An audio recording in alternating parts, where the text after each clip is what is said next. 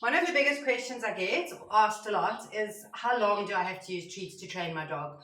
How many treats do I have to use? Do I always have to have treats on my person? Do I need to keep using treats all the time?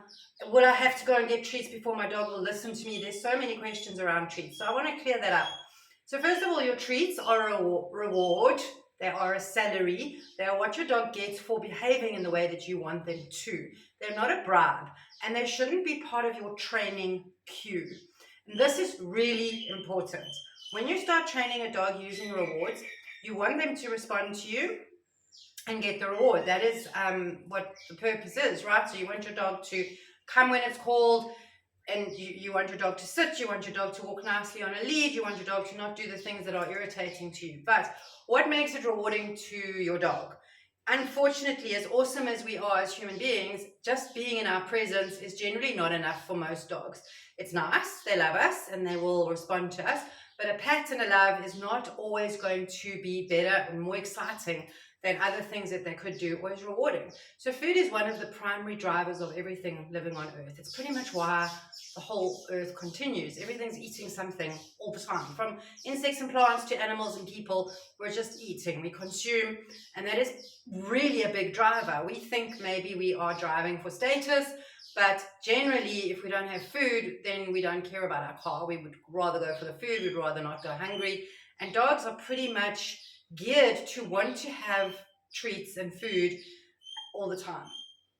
This is something that drives them from an instinctual level. So when you're using food as a reward, you are really getting to a situation where you can be in control of the reward for the dog. You can also make it much more enjoyable for them to do things. So in other words, if your dog comes to you and he gets a nice treat, he's going to feel fantastic because it was really rewarding to come to you. It was great. It was better than just getting a pat and, oh, that's such a good boy.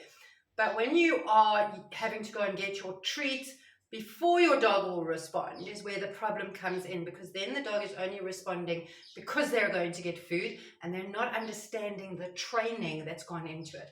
And this is where it all falls apart. And this is where people misunderstand what training is all about. So training is teaching a dog to do something on a command. And there are several ways to do this. You can use force. So force was traditionally used in training of all animals, from horses to dogs to circus animals to whatever. So it would be a punishment-based system. So your consequence for not listening to the command would be punishment. So if you don't jump on the chair, we're going to hit you until you jump on the chair. If a horse is running and you want it to stop and it doesn't stop, when you say stop, you use a piece of metal in their mouth to pull hard on, which causes pain, which makes them stop. When they stop, you release the pain. They're getting the reward from the pain being taken away, and they'll comply to avoid the pain in the future. With dogs, the traditional training was to put a chain around their neck, which is a very sensitive area, and then to apply pressure on the chain by yanking it every time the dog stepped away from the heel position. Or if, say, you wanted to make him lie down, you would pull down on the lead, or people would stamp on the lead and push them down to the ground. And when the dog was in that down position or in the heel position, that pressure would be released. The dog would have the relief from the pain, and the next time he felt you tighten or you gave him the command, he'd think, oh, I'm going to get pain if I don't comply, so I'm not going to do the walking away, or I'm going to lie down because I don't want to go through the pain. So those methods were the old-fashioned ways of training, and then obviously they work, but there's a spill out from that, in that the dog is now obviously not learning as quickly because they're suffering pain consequences. And they've proven that in the brain, scientists, have proven when I say they, with studies that they've done, that when you are trying to learn, if you're feeling happy and relaxed, you learn a lot quicker than if you're feeling stressed. And so you don't really want to be stressing out animals that you're training, because you are kind of sabotaging yourself then, and things are going to take longer.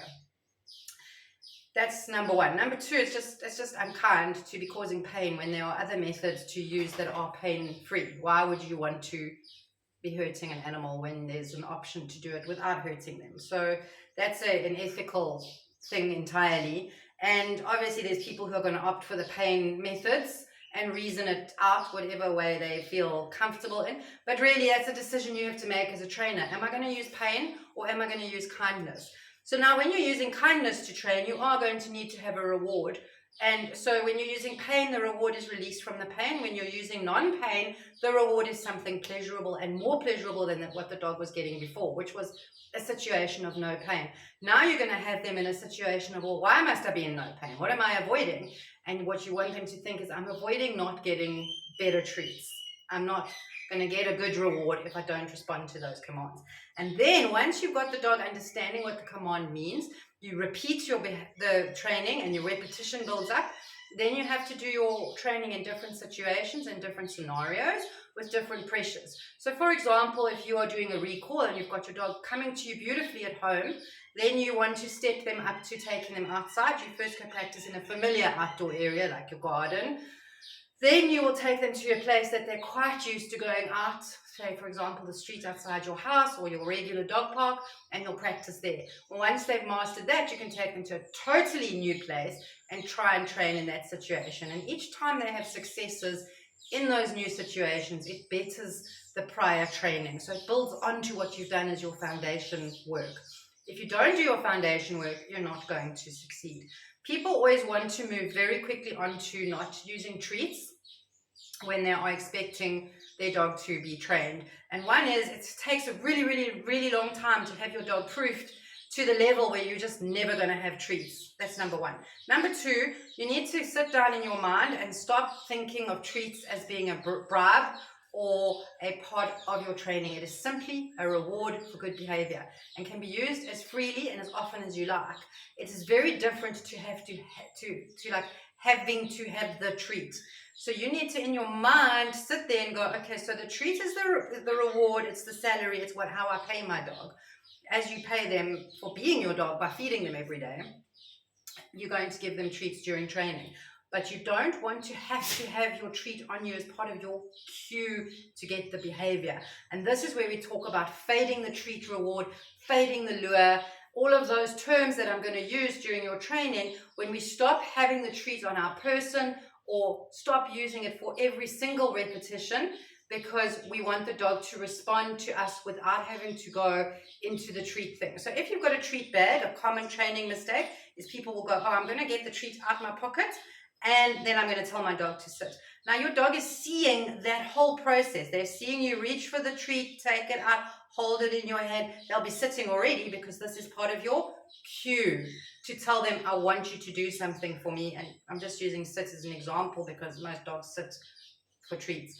So if you're teaching them a new behavior, you've got to be very conscious of what are my body cues doing.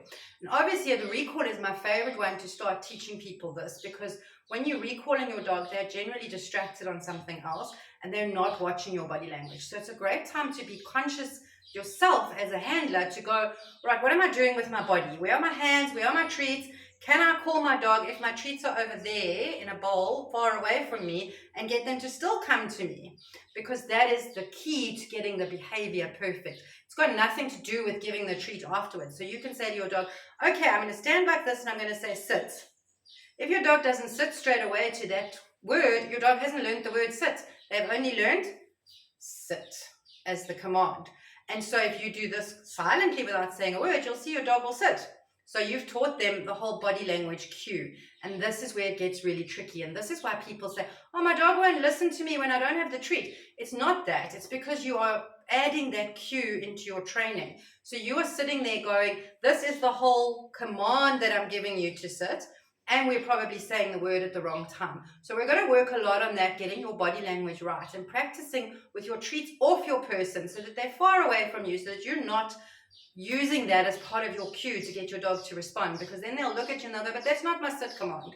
They're not being disobedient. It is your training error. So it's very important that you realize that, and that the treats are part of your training. They will be part of your training for life, but you're not going to have to carry them on you. You don't have to carry them on you, because your dog will be trained to the point where they understand what the command is, what to do, how to behave. And when you're out and about, a pat and a love will be great, and you can give them 1 or 2 treats throughout the day or whenever you feel like it. But the idea is to use it as a training tool, not as an addition to your cue. I hope that makes sense. If you've got questions, just pop me a question and I'll try and answer it.